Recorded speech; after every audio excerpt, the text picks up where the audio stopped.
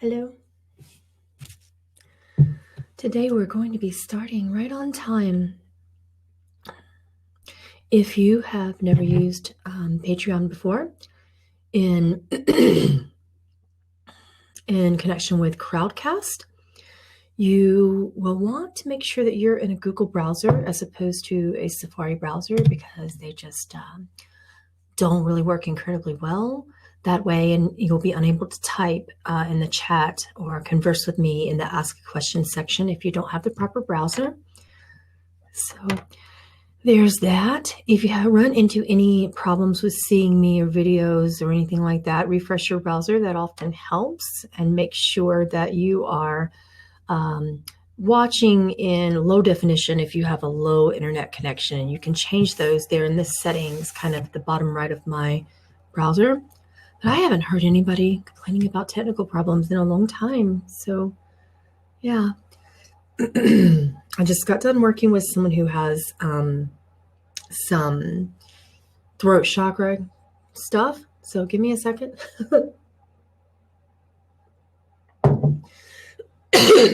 Woo. All right. Welcome to Awakening the Shaman. This is the class that you voted upon. You wanted to understand shamanisms and the foundation of shamanism, why we do it, and what the standard initiations for it would be. And believe it or not, it's actually not incredibly complicated. The foundations of shamanism are very simple. If you come up with questions while we're going through this material, I would welcome you to put them in the Ask a Question section as opposed to the chat, because sometimes it's hard for me to follow along. Let's start by discussing the realms that you as a shaman, if you were to go to this journey, would be working in. There is the is and the is not. The is reality. The is not is dream. The path of a shaman is to walk the world in between. So in the dream, that means the time when you, as a spiritual being, you as light, you as a fractal of God, decide to become embodied. You begin to operate in the realm that's called time. In this realm, there's an energetic law, a universal law, not just in this universe, but in any third dimensional universe. And there aren't but a few. This law is called karma. It's not what you think it is. And I'm going to tell you the definition of karma from a shamanic perspective here in a moment. And this is going to help a lot, because there are a lot of misperceptions about the definition of karma.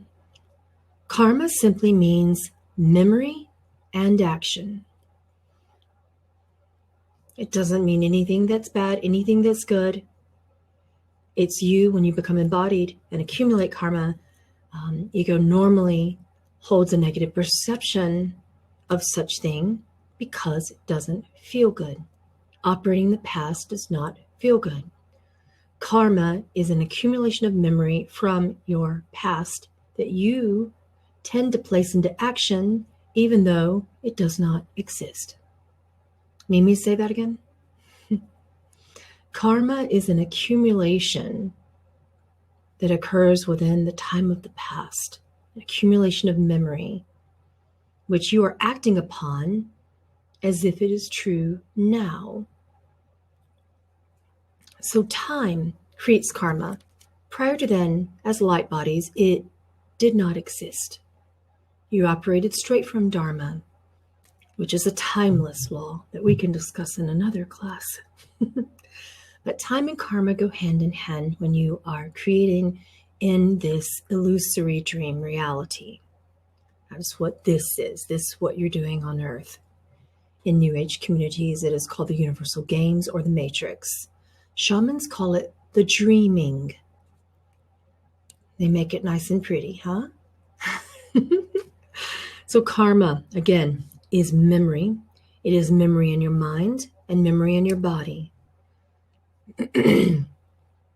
Your eyes see from memory, and this has been proven scientifically that when you look at things, whatever memory your optic nerve has, the mind basically spins it all around, and then your eyes see what you remember. You can do the same in your cells, and that affects how you feel. You can do the same in your mind, and that affects how you think. You can do the same in your body, carrying over genetics from loved ones, and then that would explain why, some people have a smaller body or a larger body or a healthy body or an unhealthy body. Is because they agree contractually to hold that karma within the cellular nature, thereby affecting their bodies. So karma acts in many, many ways. And in order to step forth into the realm of elemental shamanism, it's helpful to understand what you're working with. You're working with karma. You're not removing it, you're integrating it. Elemental shamanism does not abide with the concept that you must remove a part of yourself. Welcome those of you who are first joining. Thank you for being here. So to integrate karma, you must master the elements that operate in our universe. The 5 elements of creation here in this dreaming, that's what we call this reality. I like to sometimes call it the unreality because it's like a dream. So these 5 elements of creation constitute all form, all matter, all things that you think are real. And those elements come from earth, air, fire, water, and one more element. This element will be incredibly important to understand in elemental shamanism. So again, we have earth, air, fire, and water, and then there's one more. What do you think the one more is? Actually, this element creates ether.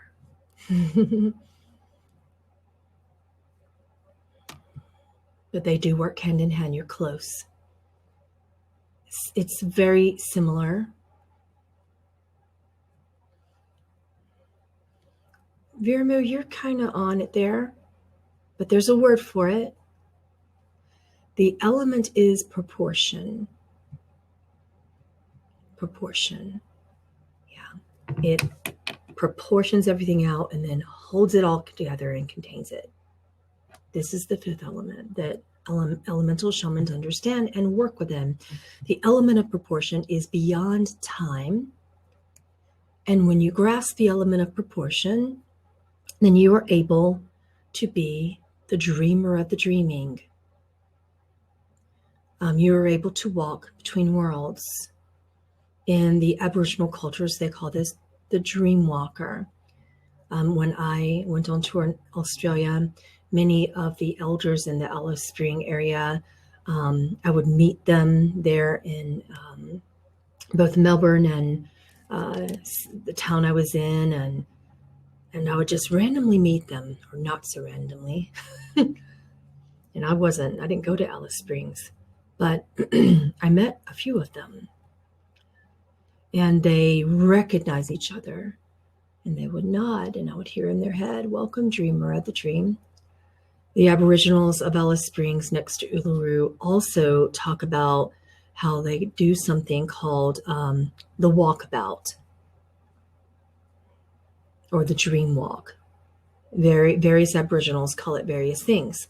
Shamans understand that this is a time where you let go of even that concept that anything is time. I did a little bit of dream walking and walked around on the lands of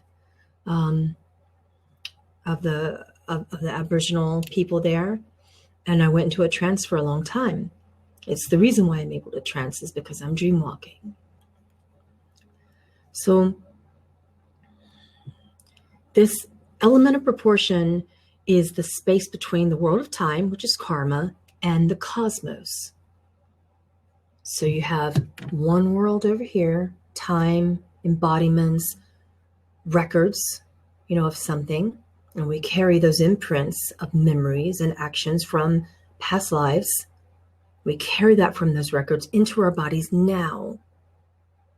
And the more we become aware of that, the more we can clear memory.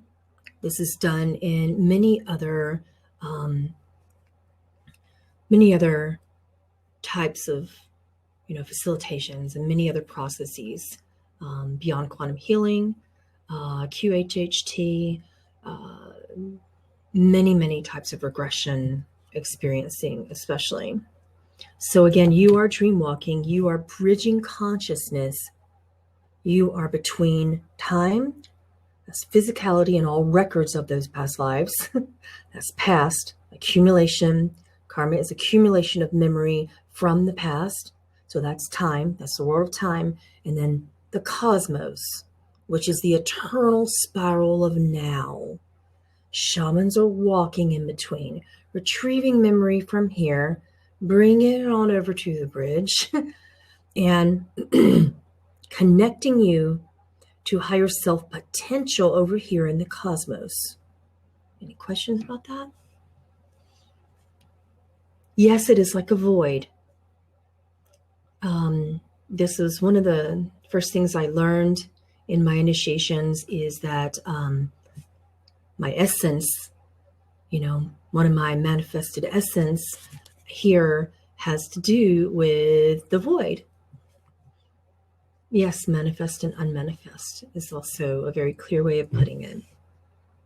The shaman is one who bridges both worlds, walking between them, and how and why you walk between them is to do with releasing the imprisonment of karma. Because when you have all of that negative memory, it's hard to appreciate the now because you don't have a clear slate. So you release the imprisonment of karma until you can choose an identity within the cosmos, which will be nothing similar to egoic identity that we bring forth these days. You'll see. The elemental shaman uses two different techniques that are really important. One is called the art of inquiry, and the other one is called the art of transmutation. Elemental shamans use the spiritual art of inquiry and the art of transmutation to undo the fragments of karmic memory that people carry in their minds and their bodies, which breaks this prison so that you can choose again. And when you do this, you, as a shaman, will develop a different way to see, a different way to hear, a different way to know, a different way to feel, overall a different way to be, because you are clear. So basically, going back to programming, if we use the eyes for an example, the eyes are programmed by karma laden within the genetics that tells us there's a memory of how we wish to see something. So we see in that certain way. Some of my genetics was seeing or carried through as a void walker through many lifetimes. Some of that's there. And I remembered it at age 5. You can call upon those memories anytime if they serve you. Not all karmic memories are unserving, but many are. So when you see, you will begin to simply see without past memory. You just have eyes that see in a blank slate, and those eyes will no longer create vision from false accumulations of memories, from past memories. And then you will begin to hear, and you will have ears that simply hear, as opposed to hearing from accumulated karmic memories. You will have a heart which simply feels as God, not having the mind come in and say you should or should not feel this way as an ego. You will have a knowing of nothing and the everything simultaneously. I like to call this the infinite nothing. And that infinite nothing is palpable Because if you remember nothing, what does that really mean? Anyone? If you remember nothing, how would you feel, and what does that mean to you?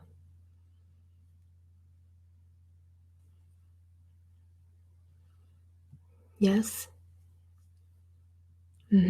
That's what it means. And how would you feel? How would your heart feel?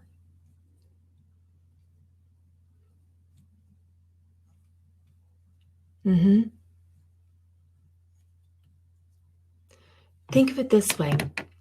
If you were swimming along in the ocean and you had shackles around your feet, around your waist, you had, a big old chain with a heavy lock, and you're trying to swim, all this stuff and all those shackles and locks. Yes. When you let them go, how do you feel? Yes, you feel free. So letting go of that, the first initial feeling is free. And then you realize that you are the everything, and then you feel full. And what do you believe that you are full of? This is why the void isn't empty. What are you full of?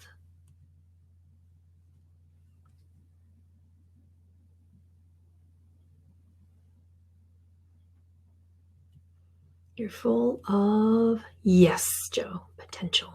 Wonder, yes, wonder is the tool for potential. Samantha.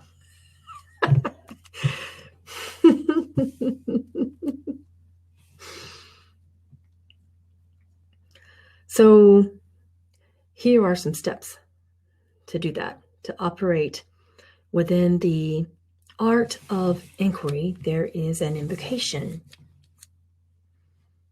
You put all of your focus on your eyes. Would you like to do it with me? You put your focus on your eyes, close them, and I would like for you to not look at anything but you. Pretend that you can possibly see yourself. And close your eyes. The invocation is, I am you, you are me, we are one eternally. Really, really simple. I am you, you are me, we are one eternally. I am you, you are me, and now as God I see.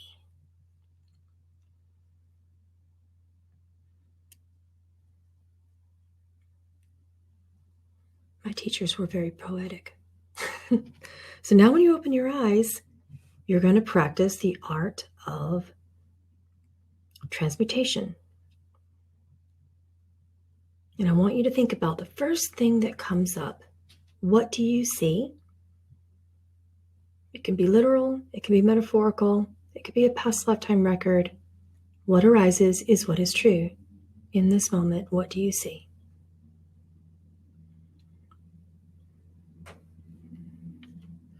Whatever you see, very good, Susan, because it cleans the slate. That is why you would see nothing, and anything you would see you may not recognize as something that holds memory. But if you do see something, that means it holds a memory for you. And here is what you would ask.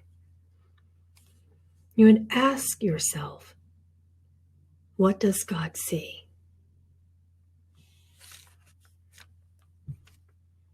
No, now your eyes are open. You're seeing. See if your mind can conjure a memory around something. Just open your eyes and notice what you see.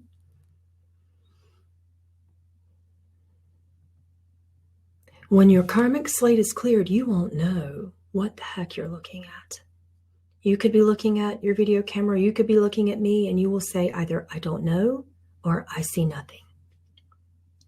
If you see something and you identify it as something, like say I closed my eyes and I opened them and I saw the video camera, and I would say I see a video camera, I see myself, okay, then I'm going to ask, because I identified the camera as an identification from a memory, Someone told me at some point in my life that this is a memory, that this is a camera. This is the word for it. It's been here a long time, right? So now I'm going to close my eyes and say it again. I am you, you are me, we are one eternally. I open my eyes, and as God I see. Ask again, what do I see? Right now I see blue light. Now I can't show you how this thing actually looks anymore because I don't know the word for it right now. There's a thing in front of me with blue light. There is a thing.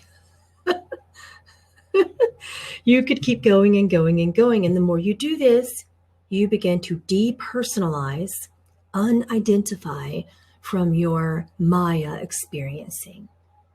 Now I want you to repeat this process in every scenario, in your ears, your hearing. Don't worry, I'm not going to ask you to do this. I'm just going to ask you to go silent in your thoughts when you go towards the hearing, and you're going to do the same thing. I am you, you are me, we are one eternally. I open my ears, and as God I hear. So the mantra is slightly different. And now, when I would open my eyes, I would focus on what I hear. What I hear right now is the air conditioner. I actually did not do this process because I was teaching it. If I had a slate that was clean, at that point, I might have said, I believe that I hear wind or something. And I would keep going. I hear a whooshing sound. That's a lot less identified. Yeah, a word comes to mind. That's okay.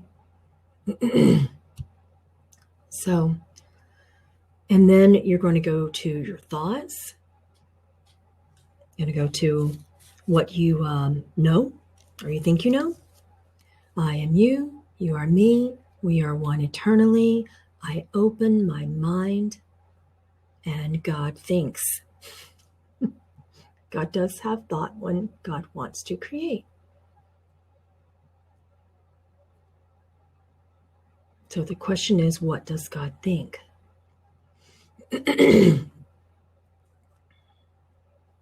If you're doing this with me, you can let me know. Yes, you can. If you're getting something and nothing at the same time, you are already void walking. You're already there. The point is that first you will get something, eventually you will get nothing, and you will begin to pay attention to everything in between, for everything in between is the integration of the memory. Next, you're going to go on to the heart. It's really helpful to put your hand on your chest for this one. And close your eyes again. I am you, you are me, we are one eternally. I open my heart, and God feels. And this time, take a little bit longer to open your eyes and ask before you open your eyes, what does God feel? And you will get a very palpable emotion.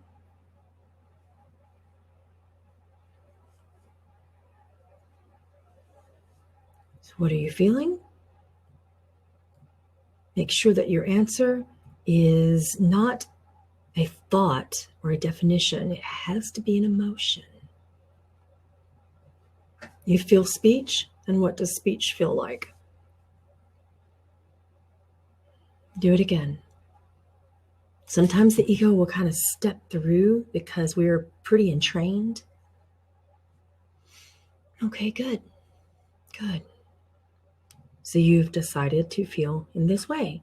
As you do this, you are unprogramming, and when you choose to feel, you are reprogramming the heart to feel in a way that's more conducive. This is transmutation. You take the ego, the time, the karma, all that out of it, and you transmute into the now. And whatever you come up with after these invocations is how God wishes to create. how God wishes to think, how God wishes to feel, how God wishes to see, how God wishes to hear, and eventually be. What does it feel like to be vulnerable? That is a mind place testing. Go deeper and ask again. This, by the way, is a very quick path to karmic clearing. Accumulated karma, at least. Can you be too void? No, never. You can never be too void. The void is full. It's not empty.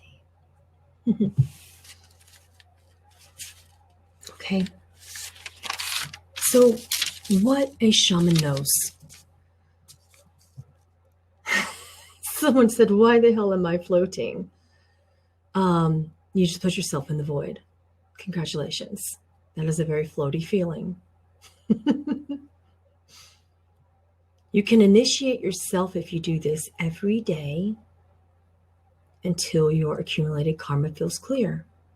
Here are a bit of the natural consequences of this type of initiation. You will lose your memory. And for many of you, it is already occurring. I look at people that I've known for years and I'm like, oh, hello, Russ. Yeah, it happens. It happens. Of course you can. You're God. What can't you do? How would you choose to limit yourself? It is an odd feeling, but you will lose reference to time, and you will lose what I call this is habits of everyday convenience. I'll give you an example.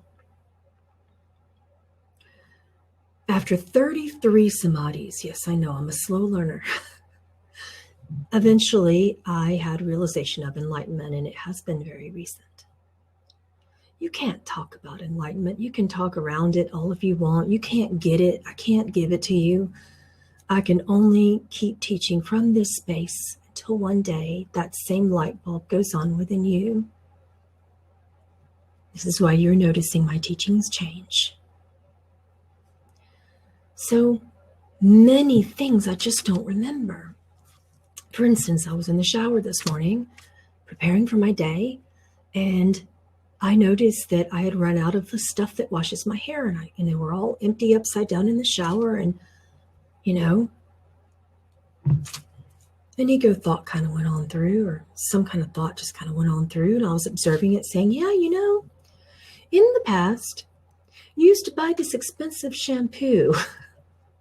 You also used to straighten your hair in these expensive straighteners. You also you're out of this unique type of expensive makeup that's vegan and animal cruelty free and all of this stuff. And I got confused for a minute, and I went, oh, I don't remember that. Yeah, and ego's like, yeah, you better go reorder it. What are you going to do? So I kind of let that thought go on by. Many people ask in enlightenment, do you still think? And I've observed that, yes, we still do. The simple difference is that I am not those thoughts. They are programs that I can go into again or not. So I observed it and just kind of went on through. And then I connected and inquired within my inner guidance. Past memory would have called that higher self. For some reason, I don't connect with the word anymore because I don't connect with anything being higher or lower.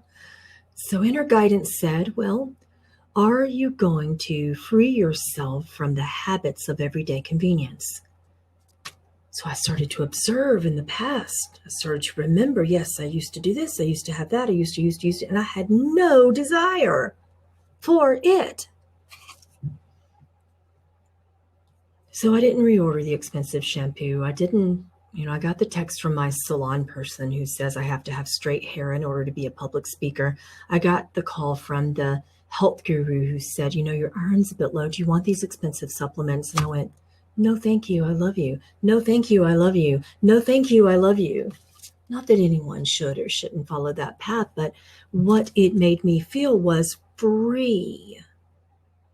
So one of the natural consequences, one of the cause and effect situations of this work is that you will feel free of that.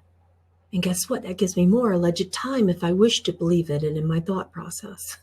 Because then I don't have to go spend time ordering everything and picking stuff up and going to the salon and doing this and doing and doing and doing and doing and doing and doing and thinking and thinking and thinking and thinking.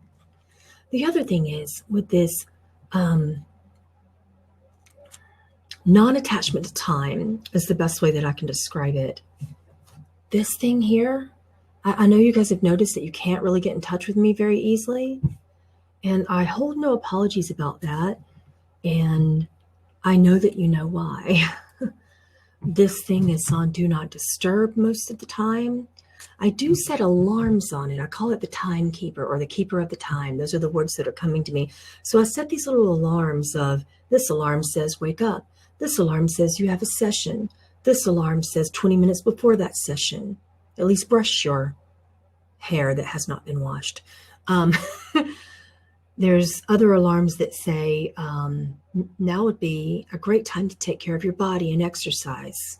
Remember that. That's positive programming, healthy programming, because my slate is so clean that I forgot that as well. So there's an alarm for that, a reminder of a new way to be, which is a positive program. There was a reminder for this. There's a reminder that I have to get on a plane tomorrow. And this does that. So I utilize this. I utilize the technology in a way that is non-habitual. So these are some of the positive things that will occur in your life. The unfortunate things is that people find fault when I forget their birthday. Okay. I have some alarms for that I probably, could make good use of. So this timekeeper is working pretty well for me and all of that. So what a shaman knows is that we are all full of memory in our cells, in our minds, in our language, in our emotions. We are all full of these codes that either serve us or don't.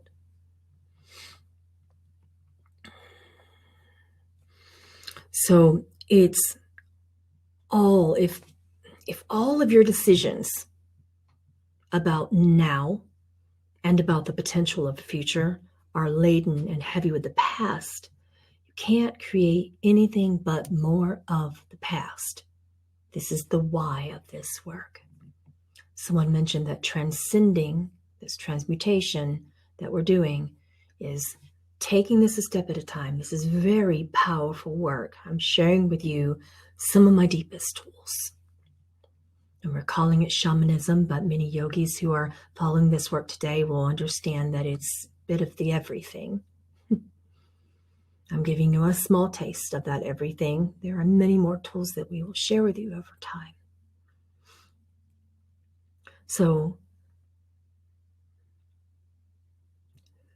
if you can't create anything but the past, because the past is still programming, then this is why shamans, in Peruvian shamanism and many types of other types of shamanism, they would call it the wheel of reincarnation.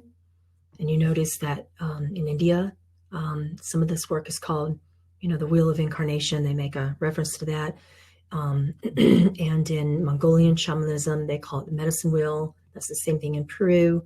And in both the medicine wheel symbologies in both countries have a north, south, east, and west. So I'm going to teach you how to call back your power when you feel really, really stuck.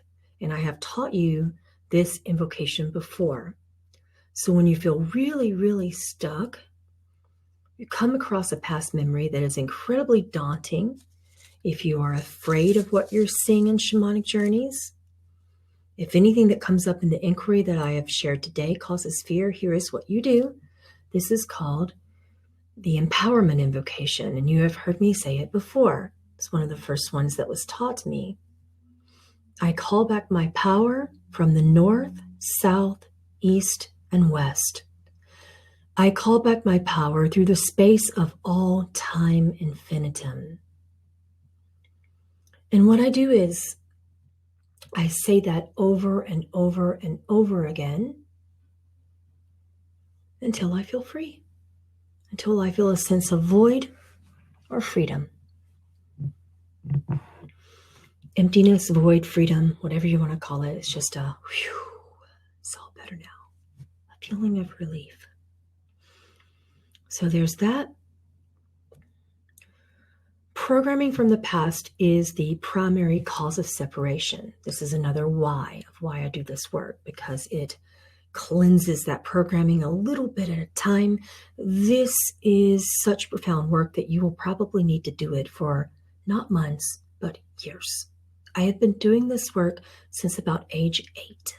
I am now 43, again, the slow learner thing.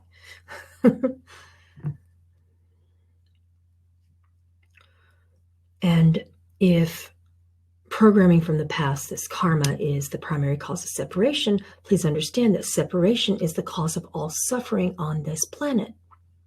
So if you wish for suffering to cease for yourself or your clients, this is one way. If the past is still affecting you, it's not easy to move into your present now. And if you can't, it's not only not easy to move into the present now, it's also not easy to feel free to create a future. It kind of blindsides you.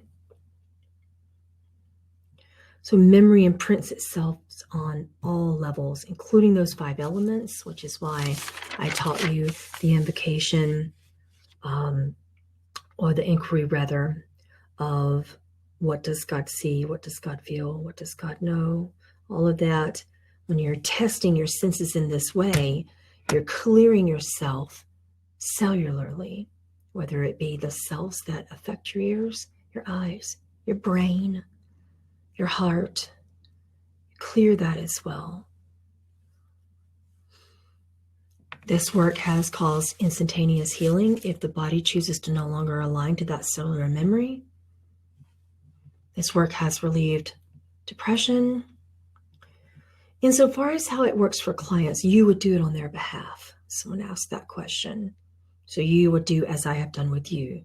You would ask them, what does God think? What does God feel? You would guide them through this entire process. So you would be with the sitter or the client. It's helpful to have a teacher, a shaman, a master, a guru, a facilitator. There's so many words for the same thing. This is not a matter of removing karma. You're determining what's useful and what isn't.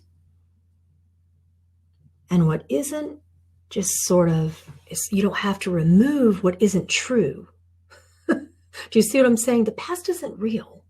This is a part of illusory brain programming that isn't actually true. So why remove something that is unreality? What you're doing is you're realizing that unreality doesn't serve. So that tie between you and that is no longer there. Those shackles drop because they're not real to begin with. And then what is there that is real, that you would like to make real, you bring it into the realm of the void, and then you decide later in your life, either consciously or not, how you wish to create from it. You cannot, another question was, how can you help someone realize that it isn't real? That is not actually something that you can do on behalf of someone. It's like me saying that I can gift you my enlightenment, or I can help you. The realization is something that just comes in because of grace. It lights up when it's ready. It's a big aha moment, but you can't give it to them. It is their choice to realize or not. But if they can be authentic and vulnerable enough to go through the process, eventually they will on their own, which is why I kind of regurgitate this work in hopes that I can be the person who at least points you to the light bulb. That's all that I can do. Let's take a peek at some of your questions. I don't hold a reference point towards celebrating the equinox and how it's related to shamanic traditions because that is an attachment to time. Someone asked, can we talk about celebrating the upcoming equinox? I don't. Do I have a favorite shamanic song and incantation? Oh, no, absolutely not.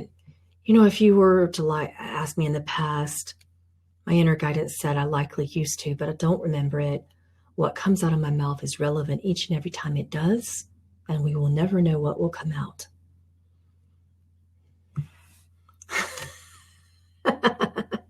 Did you just ask me how many healers does it take to change a light bulb? I'll go ahead and let you answer that. I'm curious to know your answer. Looking through your questions, we have about 20 more minutes. None of us can. How many healers does it take to realize they are the bulb?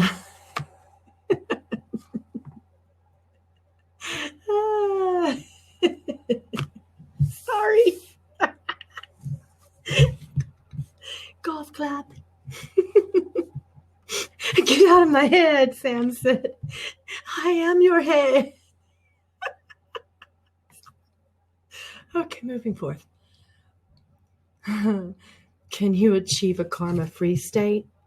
Oh, sure. If I can, anybody can. Like I said, I'm a bit of a slow learner. Can one change their perspective on contracts, meaning there are no contracts? You can, but I found it's quite fun to create and to have contracts. I'm being my contract now. They're fun. If you came to create, if you came to dream, you can do it when you want to. You can switch it off when you wish. Karma works for you if you allow.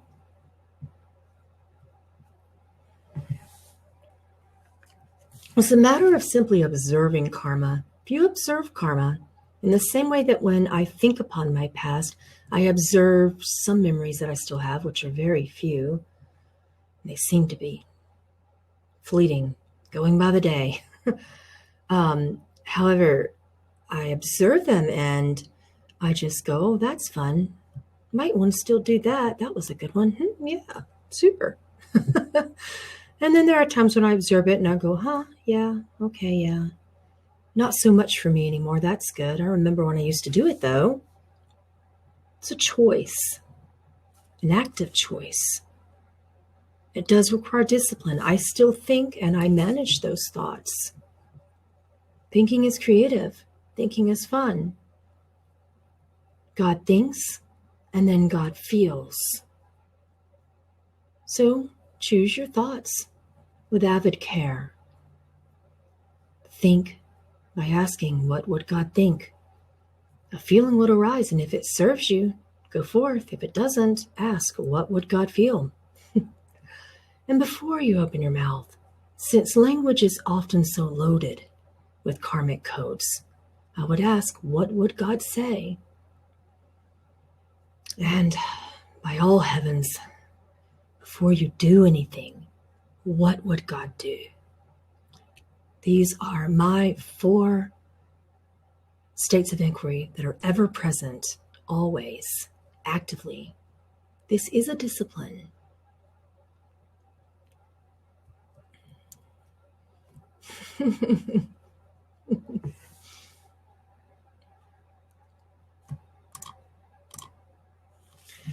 Let's see, next question. When do you feel a past life attachment stuck on, or when you feel a past life attachment stuck on or in your body, what's the proper way to go about detaching it?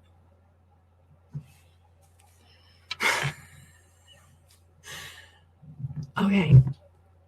Do you realize that if God creates everything, if oneness is true, then it is not possible for God to not be? So what am I trying to say here? That attachment is a fractal of you. Love it, honor it, observe it. How did it serve you? When I notice a past life record and it didn't feel good, the first thing I do is sit with my inner child with her suffering. Because even though the suffering isn't real, by golly, it felt real at that time. Which is why one of my processes during shamanic journeys is to have the person, or if you're doing it for yourself, do this. You have heard me say this one many, many times. I am completely here with you right now. I give you permission to feel, accept, and if necessary, release that which no longer serves you. This was my mantra for 43 years when things weren't serving. You're welcome to use it. Please teach it. Please share it. It changed my heart.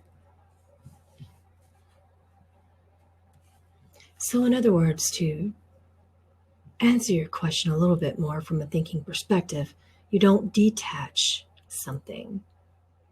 You integrate it. You transmute it. Elemental shamanism is transmutation.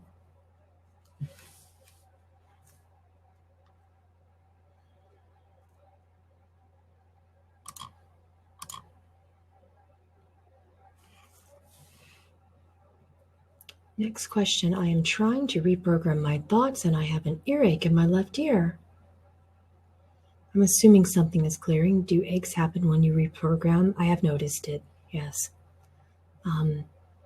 Somatically speaking, you can put attention to that. Send love to that part of your body and ask, what are you trying to teach me? Please sing for us. What do you want me to sing?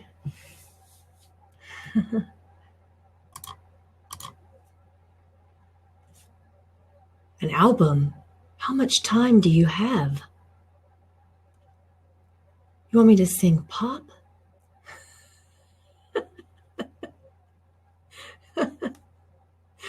I don't even remember the way I used to sing Ho'oponopono. That would take just a few moments to possibly remember it. Or I'd have to sing it fresh and see what comes out. I'm telling you, memory's going by the day. Isn't celebration a high frequency? Yes, it absolutely is.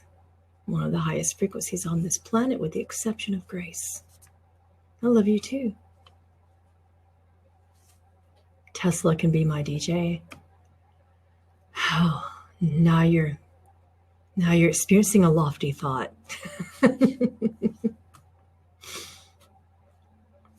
Oh, this is interesting. She says, I often have dreams within dreams and wake up from one to find I am still dreaming. Last time this happened, Sri Ramana Maharshi spoke to me in the second layer dream. Is this the void? Yes. This is one of the things that the grandfather who initiated me stated, is that when you dream and go from one to another, pay attention to the between space. The between space often happens to be a tiny little dream that somehow you remember between the bigger ones that you go to and fro. And you remember the relevance, which is often the void. You can utilize that space. Sing with one of the metal bowls? Oh goodness, I haven't done that in a while. I'm thinking, yeah, they're over there. Yeah, you know that I haven't done that in a while. What is the difference between elemental shamanism and other types, such as the medicine wheel? I don't know. I have very little relevance towards medicine wheel shamanism. I never had much knowledge towards it because it wasn't what I was taught, and it's just not relevant for my journey. So I don't know what I don't know, and I do teach what I do know. Yeah. It looks like I didn't miss any questions, so that's good. Anything else before we close out? Sing. All right. I gotta get a bowl. Hang on.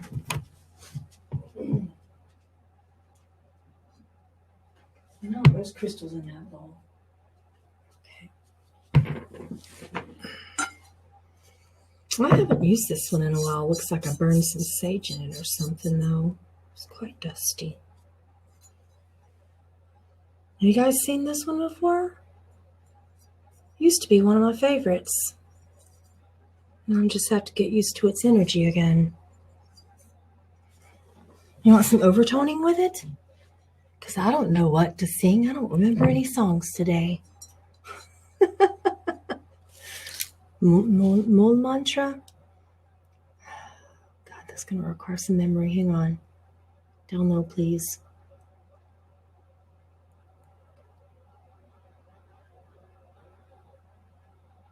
Getting in a little bit.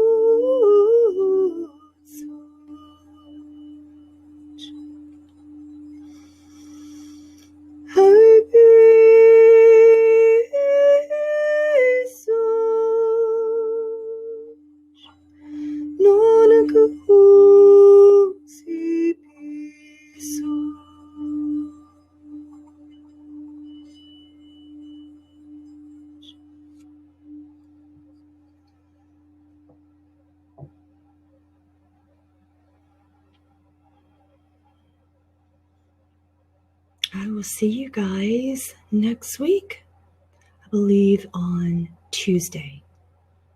So I'll let Erin post it. And thank you. Thank you for being present with me. I love you. I don't even remember how to end this podcast. Somebody show me where that button is. Hang on. Remembering technical things. I'm trying to end it and I don't know where the button is. I'll see you Tuesday. There it is. Bye.